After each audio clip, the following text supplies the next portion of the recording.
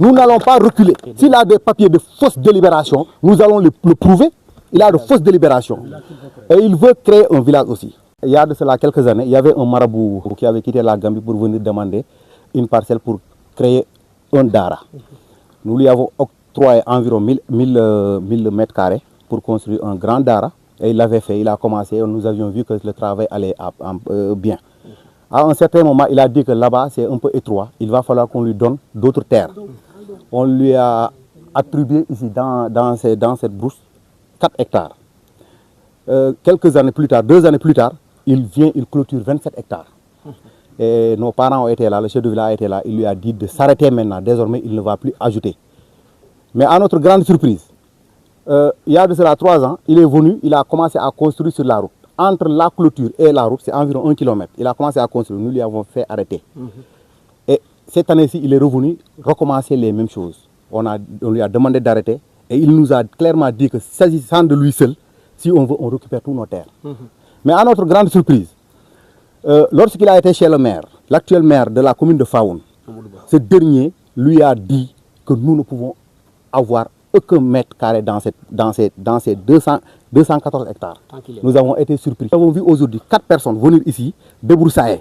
Et nous, les jeunes, si on n'avait pas gardé notre sang-froid, on pouvait créer l'irréparable. Et cette délibération, elle est fausse. Nous savons qu'elle est fausse. Le conseil rural, à l'époque, ne s'est jamais réuni. On a eu à discuter avec des conseils. C'est le PCR qui a fait ces manigances. Et il y a eu conflit d'intérêts. Nous savons ce qui s'est passé. Et nous avons des preuves. Le moment venu, nous allons les brandir devant la justice. Parce que nous n'allons pas nous arrêter là. On va porter plainte.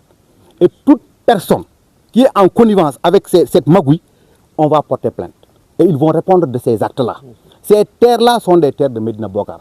Medina Bokar, si aujourd'hui, n'a pas où amener ses vaches. On n'a pas où les vaches vont s'abreuver. Donc nous en avons marre. La seule terre qui nous reste, la seule forêt qui nous reste, c'est ces 214 hectares-là. Et ce marabout, en collaboration avec certaines autorités, est en train, plus le maire, est en train de faire du n'importe quoi ici et nous n'allons pas l'accepter. Demandons au président de la République et au Premier ministre, avec le Djoub Djoubal Djoubanti, qu'ils viennent faire ça ici, à Medina Bokar. Nous en avons besoin. Parce que tout simplement, ici, il n'y a pas de Djoub Djoubal Djoubanti, aussi bien avec l'autorité, mais aussi avec le maire, surtout avec le marabout aussi.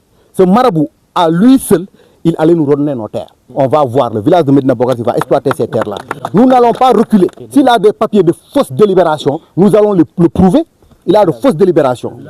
Et il veut créer un village aussi. Nous lançons un appel au ministre de l'Intérieur. Il a déposé des demandes au niveau de la sous-préfecture, de la préfecture, à la gouvernance.